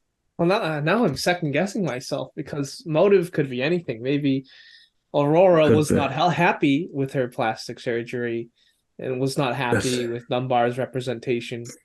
So who knows? And they're both wealthy and influential. Yes. You could give me an idea roll as well, which is similar to the role that I gave Davidge. So this is for Edgar. That is a 60 on the dot. I have an int of 60. Oh, there you go. Yep, as you say this then, and also with your day having been somewhat a bit more freed up with only doing background research, there is, as I made the note to Davidge, that Chamberlain's offices are still intact. And all of her medical records for Aurora Williams would be at that in those offices if you wanted to get more insight into maybe if she was upset, what has happened to her. Let's do it. Yes. Oh God, it looks like Angrave and Gross are on the case. Oh, God damn it. Yeah, we don't need Teresa. Is this the start of a new story? Oh God. Yeah. Right. We can probably do yourself then in the run up to 5 o'clock, and then I'll skip over to Davidge, John, and Melvin over at the law firm, and that will probably bring us fairly close to the end of the session. So let me bring up a particular page. So you arrive at Harley Street, again, a very expensive part of town where there are some of the best surgeons that are renowned in the country have their offices based here. And you have one of many establishments that Chamberlain didn't own like a single building there. He had a office that was part of what was, you think, a converted house on Harley Street. So going up to the front door, you have a nameplate against various buzzers. And there's, let's say, the 6 other names of 6 other doctors that work in this particular building. And Chamberlain is one of those numbers, but obviously you don't expect there to be any reply to pushing the buzzer because he's dead, so he's not exactly going to be able to answer the phone or answer a buzzer. But you have the building, so what would you like to do? Is it just unlocked? Is this one where we can just walk in to wait in the waiting room for one of these surgeons or doctors? Yeah, you can certainly go in, at which point you have access to the building. There's not really a reception or waiting room. You think if there are receptions, they'd probably be individual to the different places you go to. Okay. And I'm assuming we drove there? Yes, you certainly can. All right. And just trying Chamberlain's door, that's locked, I suppose. Okay, so you head upstairs. He's on the kind of middle floor. Okay. And yeah, you give the handle a bit of a shake, and it's very firmly locked. Okay. What kind of door is it? Okay, it's a fairly big, thick internal door, but it's a fairly well made. Obviously, being the area, it's a very refined and very well decorated big, thick door. But trying the handle, you do hear the door open behind you, and there's the door across the way to another surgeon. Let's say a surgeon, Dr. Harris, is on the door. You can see a young lady looking at you, come expectantly, and just coughs gently. Hello, good afternoon. Hello. Are you part of the team that I was told are going to be turning up to having a look through the files? That's correct. Yes. Great. Yes. One second. She turns around and you hear her kind of tap, tap, tap. And she comes back with a key and says, yeah, Detective Smith said that you'd be coming by and told me to give you this so that you could open the door. Right. Told me this morning that you'd be coming by. So yeah, I hope everything you need's in there.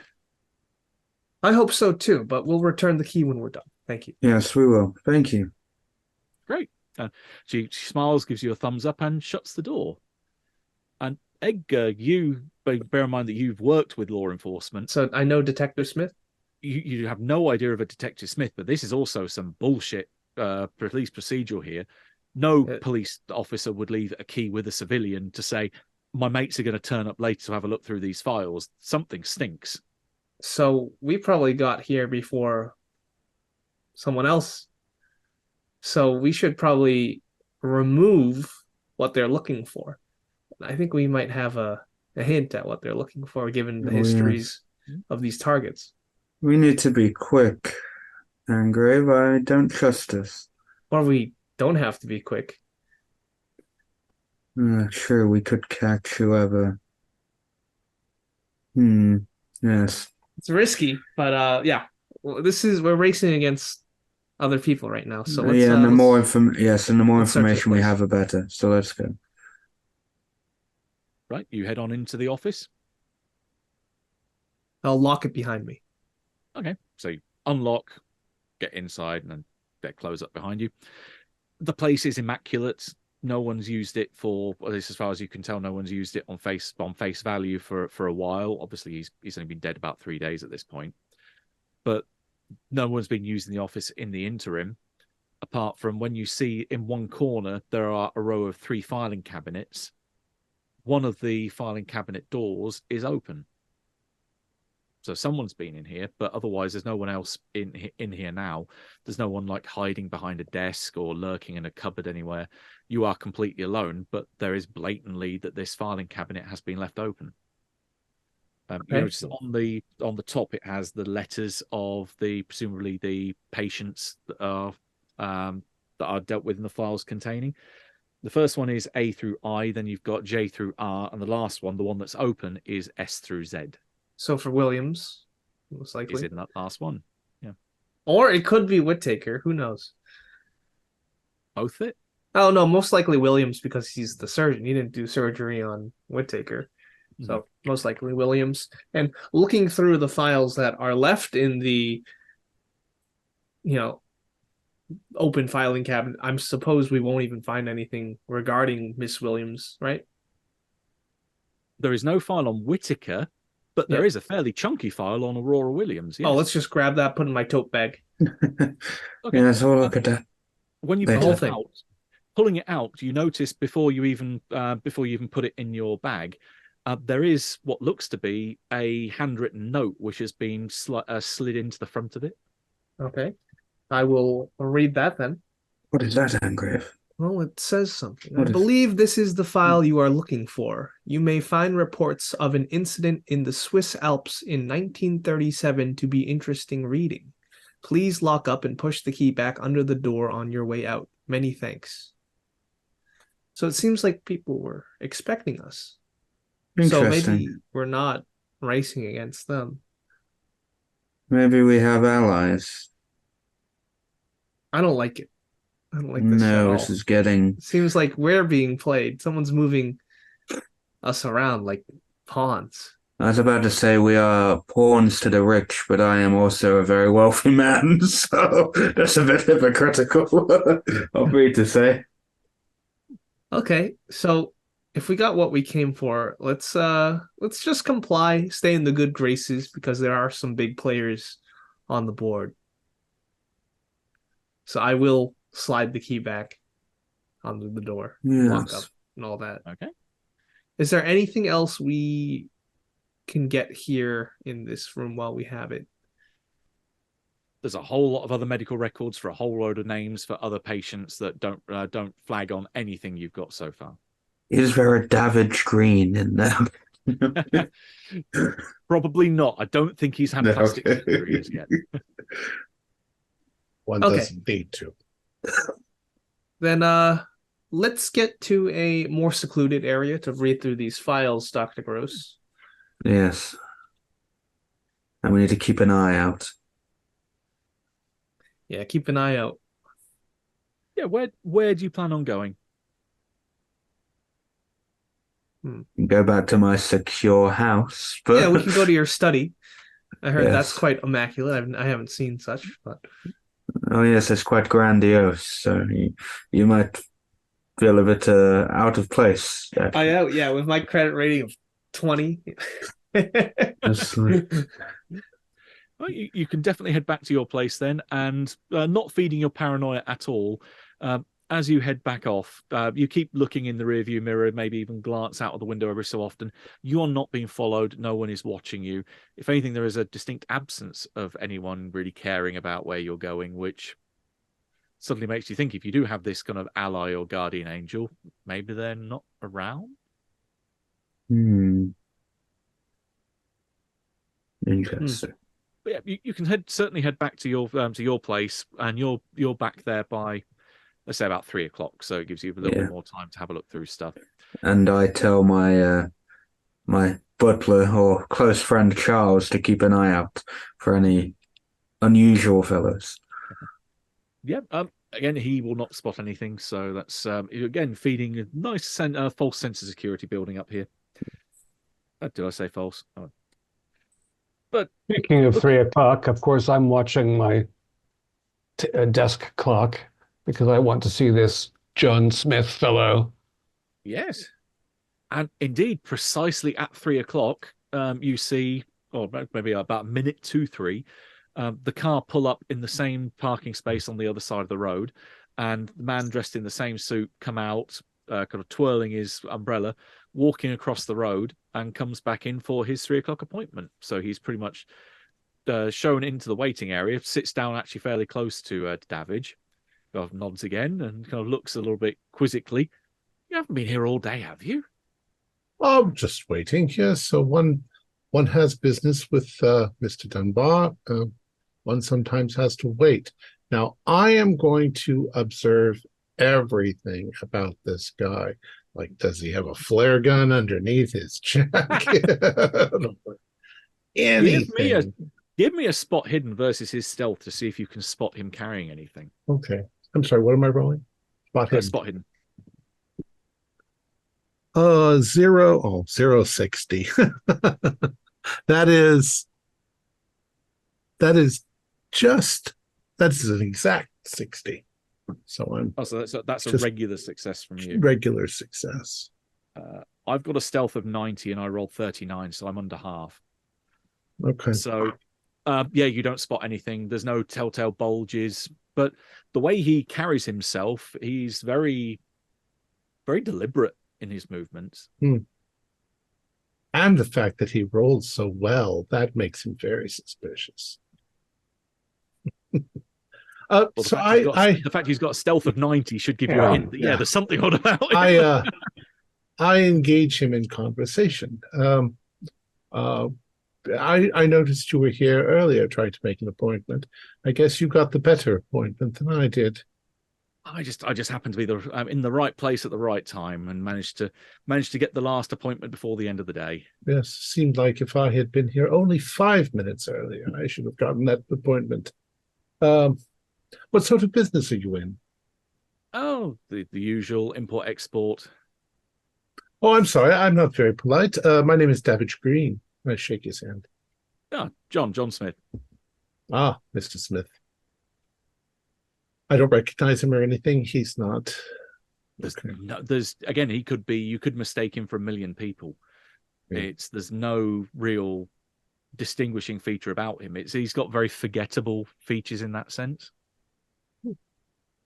So in import and export, what sort of things? Pretty much anything I can get, which admittedly in the current situation with the war on becomes rather limited. Oh yes, indeed. Moving lots of machine parts at the moment. Machine parts. Oh, that's interesting. Lots of machine works in Germany and so forth, but I imagine that the supply chain's kind of broken down, hasn't it? Funnily enough, yes. Lots of the material at the minute has to come from overseas, from the former colonies. Ah, of course. Are you doing any kind of for the war effort? Building tanks and aeroplanes? Oh, mainly aerospace. Oh, really? That's very interesting. We have rocket technology at this point, don't we? Yes. Oh, no. Oh, no, really. We don't. Because the V2 is the first, the V1 and the V2 are the first kind of rockets, and they don't appear till the end of the war. That's right. So the elder things are not yet hanging over Madison, or was Oh, that's very interesting. Let's see, what other sort of conversation can I come up with? I myself, I'm an occultist. I study various aspects of various religions and occult philosophies. And you said your name was? Davidge Green. Right. Okay. You can kind of see he files that away in his mind. You might have heard of me if you move in some of those circles. I don't personally, but some of my friends do. It's all very fascinating, and I'll start babbling on about, African mythology or something like that. The Heart of Darkness. Give me a psychology roll to see if you can read what his reaction is. Okay. Oh, I got a 16. Excellent. That is, what's my psychology? 35. That is a hard. Okay. He's nodding along as if he kind of gets what you mean, but maybe some kind of twinkle behind his eye is implying that you think you know stuff, but I really know what's going on here. And midway through your conversation, there is a door opens for Dunbar, and you hear him called through, and he doffs his hat and saying, "Unfortunately, meeting calls, but I may see you again on my way out." Enjoy your meeting. His business, so, as much as one can enjoy it. And yep, he gets up and walks towards the door. Miss Davis, has this gentleman been here before? Is he a regular client? No, only this morning. He literally turned Really? up about 5 or 10 minutes before yourself to say, could he get basically squeeze him in at any point to see Mr. Dunbar today.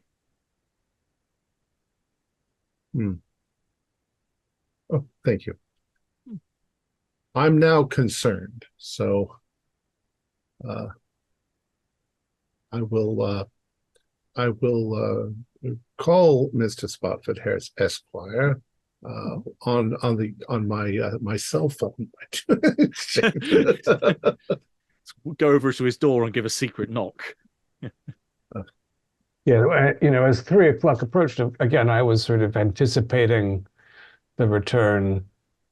But I don't think, you don't think the devil's going to try to set Mr. Dunbar alight in his office and then run out, do you? I mean, he can't do it here. There's a reason they've been quite surreptitious so far, and they've prepared Teresa's place for him for some days. Wonder if I should barge in.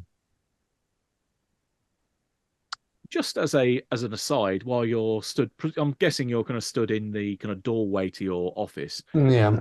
In the corridor outside, it just so happens that there is a fire extinguisher that is right outside your office door, should you need it. But Great, Scott. Yeah, I mean, well, I guess we're gonna stand here and speak quietly and listen for any signs of. If you could distract Miss Davis for a few moments. I could always, yeah, certainly. I can.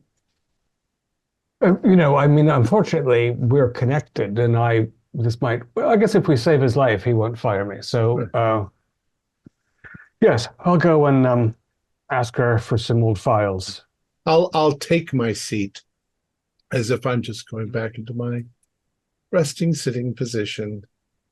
And then as soon as she leaves, I will quickly move over and place my ear against the door. Gotcha. If I hear anything that sounds distressing, I'm opening the door. No, it doesn't require a listen roll because you're right up close against the door. It does actually sound like this Smith is talking business. He's basically sounding out Dunbar, saying, we have various matters that we need to, on the horizon that are coming up, have a legal representation. So we're hoping if you have room in your schedule, can you please book us in as a potential client? We obviously want you to meet with our sales team to make sure that, and he basically starts going on and on and on. And it does sound like a vaguely legitimate, normal business legal conversation. There's nothing like chanting and then suddenly burning pig smell or anything like that. It's literally just a business meeting. I hate it when that happens. Yeah. So if I'm listening, I'll listen as long as I can. But if I see Miss Davis heading back in this direction, I'll walk over towards her desk. And when she arrives, I'll say, could I trouble you for a glass of water, if that's possible? Yeah, certainly. So, she would have also offered tea and coffee throughout the day as well, yes. Trying to be as good a host as she can be when she realizes that you're going to be sat there for the duration. So what I'll do, if I've got the water and so forth, I will try to engage her if she doesn't seem too busy at the moment, but that way I'm on my feet if something happens. Yeah. Okay. You can be on your feet. There is nothing for you to have to worry about or react to. So you are quite happily provided with tea, coffee, water, etc. And after the meeting only lasts about 15 minutes potentially. It's fairly quick. It's mainly like an introductory touch base thing. Both is Melvin listening in at all, or is it just Dan? Yeah, listening? I'm idling outside my office with an eye on the situation. I want to see him leave and sniff the air for carbon. Okay. You can both give me psychology rolls then. You don't smell anything odd, but it's whether you can maybe read a bit more into maybe any subtext amongst the meeting. I got a hard again. I got a 14 this time. Only regular. Good. Okay. Again, between the two of you then, you are fairly sure that this is definitely, you're getting the smell, this is almost like a cover, that this Smith turned up here deliberately to have a meeting to get his foot in the door. That he isn't so much worried about the business spiel. The business spiel, in fact, almost seems kind of rehearsed. But his primary reason was to come in here and to get some kind of foot in the door and make contact with Dunbar. There is definitely an ulterior motive here, but you don't suspect it being malicious. You don't kind of read any hostile intent from him, but there is intent in whatever this guy is doing. And could it be possible that Mr. Dunbar is in on it? That he wasn't, in fact, the victim last night, or going to be the victim, but was orchestrating the situation. Would I say, to the best of my ability, that Smith looked very much the same when he left as when he arrived? Yes. No lighter, no about. thinner. Yeah. No. He didn't leave his umbrella behind accidentally. Very nice to No, meet you no. as he goes by. Yeah, he'll nod at maybe the both of you if you're both visible. Mm-hmm. Right. At which point, yeah, he leaves. He mentions to Miss Davis, "I'll be in touch about potentially arranging, say, forthcoming meetings with yourself and Mr. Dunbar." And then he heads out onto the street, goes dodges across the traffic on the road outside, gets back to his car, and drives off. Well, I didn't see him carrying in a large piece of marble, so perhaps it was nothing. Perhaps it was nothing. I mean, there are people named John Smith. It happens. Yes, and I'll continue to worry about Latin terminology until 5 o'clock. Yes, I should be getting that meeting soon, I'd hope. I was hoping that somebody would cancel and then I would have a spot, but Dunbar & Associates does a swift business, I say. Indeed. I assure you I haven't wasted all day. I've been concentrating. I've been doing math problems in my head, and I've been considering the various philosophies of Hinduism and Buddhism. We're approaching the end of the session, but I want to do a quick couple of things before we wrap up to bring it to a nice point to leave. So, George and Edgar, you're going through this folder that you've got for Aurora and going through her medical notes. And again, neither of you are medical professionals, so some of the terminology and some of the wording here is a little bit archaic and quite technical, but you're able to get the gist of it over a couple of hours of reading it and going back and forth over some of the, particularly some of the documentation, some of the photos. The photos are pretty gruesome, to be honest, with what's in there. But yeah, you piece together what's happened. That indeed the news article fills in a lot of the gaps here, where it says about that she was involved in a fire. She was pinned. It seems like she was pinned under a burning beam, and that she was then in a room which was completely ablaze. So it wasn't just her face, but it was also her torso that was very badly burned, kind of maybe to the kind of the same degree as John was earlier. And it registers about that her face needed significant reconstructive surgery. Now, plastic surgery back in the 40s or the 30s was not a kind of art it was today. They could do some pretty good things, but there could also be some pretty horrific foul-ups too.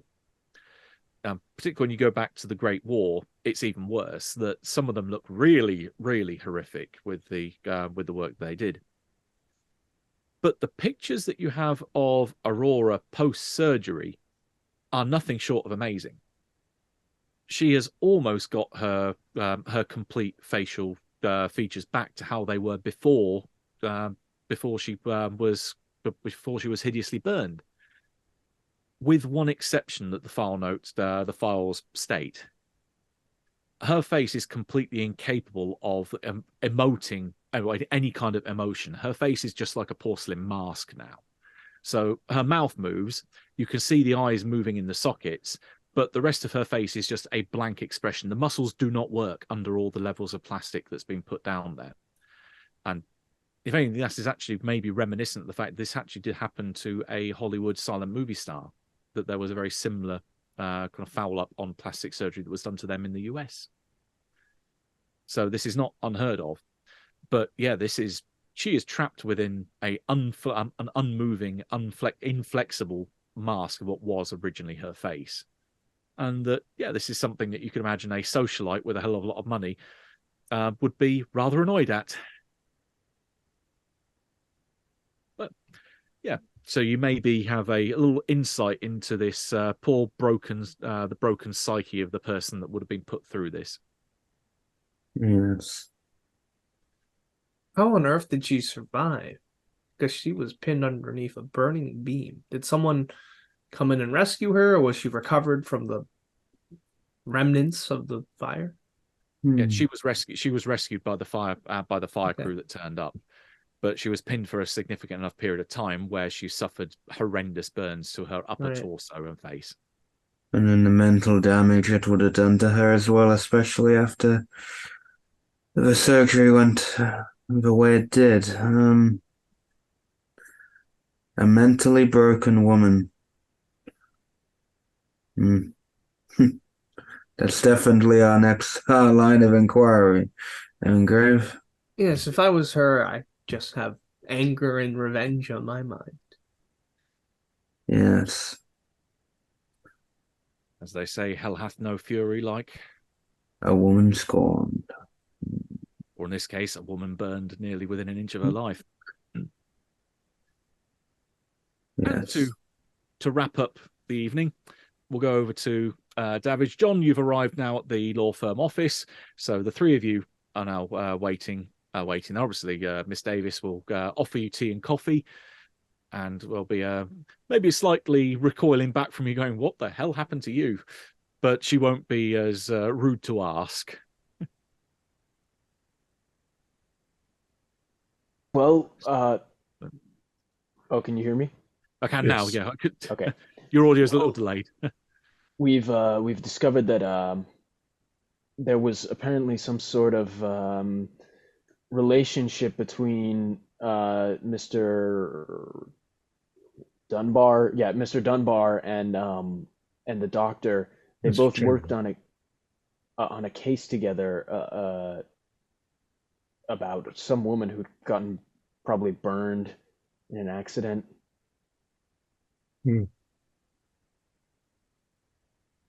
And we tell you all about the Smith incident, which didn't seem to be anything at all now, but odd. Oh, John Smith. Yes, Mr. John Smith. You ring a bell? Anything you came up with?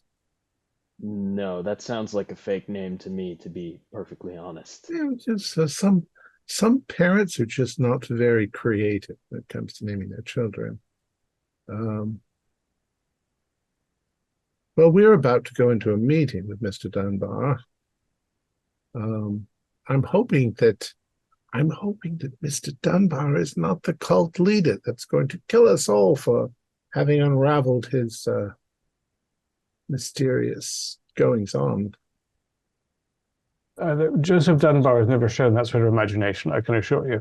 I'm just wondering how most delicately to approach this matter. Now that we know what the association between Dunbar and Chamberlain is, we needn't ask. Do I want to tell Dunbar that he was the object of this incident? Oh, I think that's precisely what we should warn him that his life might be in danger, and that we don't care about his dabbling Peccadillos. with Miss Peccadillos. That's precisely the word I was looking for. We have to be delicate. He's not the most warm and open of fellows. I mean, he's a bit of a titan because he's hard. He's a hard man. Do you think one way we could approach it is say that I need reconstructive surgery, which is probably true? Ask after the surgeon in that line. Well, he's not really involved in the surgery. The surgeon's dead. Oh, yeah, he would probably know that he was dead. Yeah, the question of whom you should sue for the assault, given that the identities of the men who assaulted you are unknown. Actually, we can't assaulted them first. We can't sue the police, but Teresa did call them, and they did not respond to her.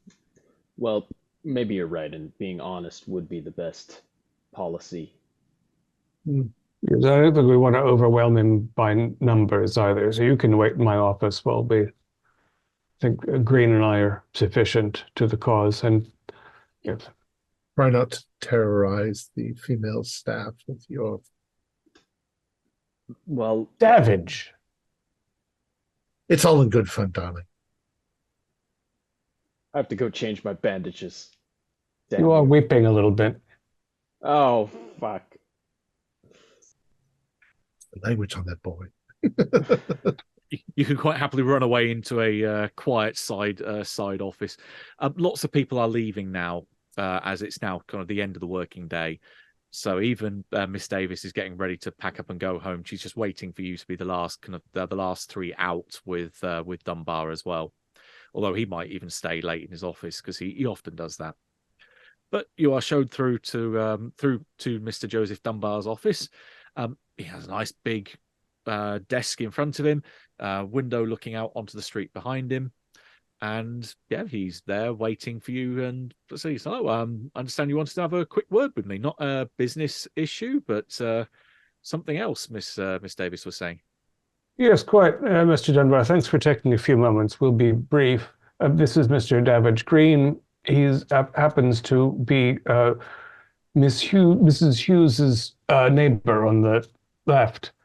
And I don't know if you've seen anything in the papers, but there was an incident at her home last night. No, I haven't had a chance to read the papers as yet. No, you've been very active. As it happens, well, Mr. Green was present. He can perhaps sketch out the events. Yes, indeed. Very nice to meet you, by the way. Lovely lawyer's firm. So Miss Hughes contacted us yesterday. I'm her neighbor from quite a long time, and I know the difficulties that she's been having with her spouse. We were called over there by her because she felt that somebody was watching her property. Some people were invading her property in the evening, and when we investigated, we found, in fact, that somebody was, and that they had nailed shut the lower level, all of the windows, as if to trap someone inside. Well, we moved her to safety, and we watched the property last night, and indeed 2 men in the middle of the night showed up with the intentions of burning the place to the ground. And when we accosted them, they said that they were expecting that you would be in the house. So we think you were the target. Somebody's trying to kill you. Somebody's trying to burn you. And to make these rather astonishing suggestions a little more, to give them a greater context, Paul Chamberlain, the doctor with whom you settled the Whitaker Williams case, was killed in an arson just a few days ago. Burned in his home. So you see his eyes open a little wide at that. There's a name I haven't heard for a long while. Well, in fact, 3 names I haven't heard for a while. Yes. So we bring this to your attention because I believe there's a credible threat to your well-being, and I ask you to be on your guard, and also to inquire if you have any idea why you and Dr. Chamberlain would both be subject to. Yes, quite. Well, I mean, you can tell there's a look of concern on his face, and he shakes his head to himself. You know, I can understand with obviously our involvement. The only involvement that me and Chamberlain had was with the Williams case, but I just don't think. No, she wouldn't have the guts to.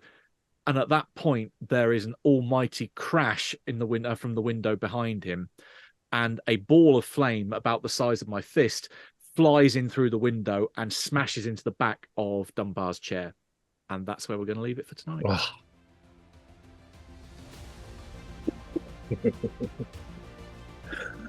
Our players included Max Meltzer, Josh Harwood, Alex Sun, David Gassaway, and myself, with Matthew Sanderson as the keeper of arcane lore.